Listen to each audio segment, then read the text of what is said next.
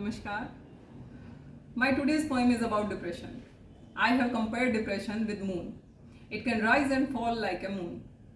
These days we are hearing about depression in people of all ages. Teenage, middle age, old age, postpartum depression. आजकल school जाने वाले बच्चे, college जाने वाले बच्चे बोलते हैं कि मैं तो डिप्रेशन में हूँ. एक लेडी की डिलीवरी हुई है.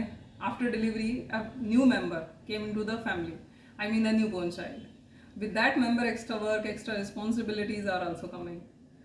Extra work and extra responsibilities are not depression. Enjoy and manage that extra work. Low phase in life are also not depression. It's a normal feeling, as like a high phase feeling. We can achieve, if we achieve something, we become happy. When we lose something, we become sad.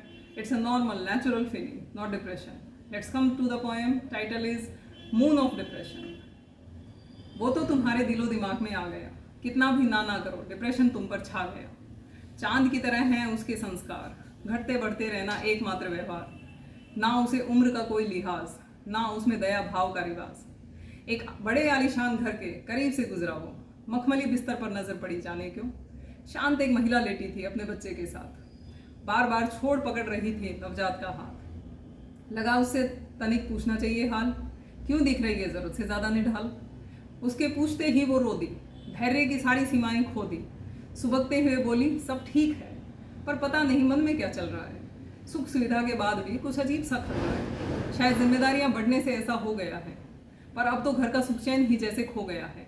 ढांढस बंधाया, तनिक समझाया, depression ने समय एक पल भी न गंवाया. हाथ छुड़ाकर उससे वो भाग आया.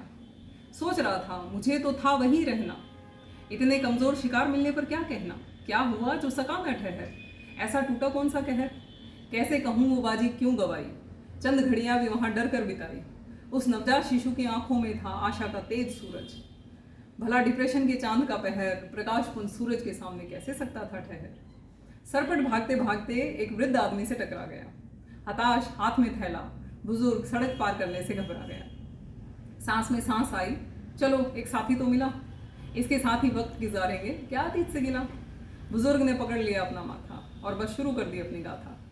बेटा बहू अलग रहते हैं, तुम्हारे साथ शर्म आती है ऐसा कहते हैं. बुढ़िया ही है एकमात्र सहारा, पेंशन से हो रहा गुजारा. घर पहुंचते पहुंचते बुजुर्ग हाँफ गया, रास्ते में न जाने कितनी बार खांस गया. दरवाज़ा खटखटाया, बुढ़िया आई नजर, बोली ऐसे जैसे कौन बनेगा करोड़पति का हो बजर. खांसी की दवाई लाए, सवाल बस दाग दिया. भूल गया सुनकर भी बुढ़िया ने प्यार से काम लिया. खाना तैयार है, पर पहले अदरक शहद का काढ़ा लो, छाती सेको, ओढ़ने के लिए कंबल गाढ़ा लो. डिप्रेशन ने समय एक पल भी न गवाया, हाथ छुड़ाकर उससे वो भाग आया. टूटा मन लेकर डिप्रेशन आगे बढ़ा, किसी इमारत की चंद सीढ़ियां चढ़ा. किशोर बालक कमरे में किताब लिए घूम रहा था, चेहरा देखो तो किसी और ही दुनिया में झूम रहा था. माथे पर चिंता और तनाव, बात की उसने छोड़कर हर घुमाव.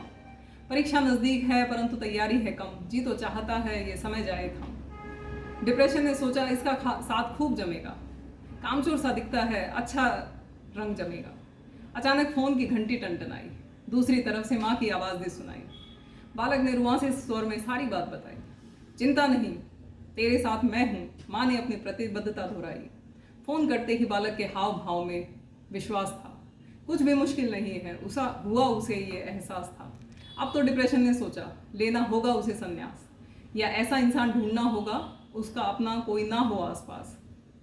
डिप्रेशन चला जा रहा है होकर हताश, किसी तन्हा इंसान की जारी है उसे तलाश. Thank you. जय हिंद.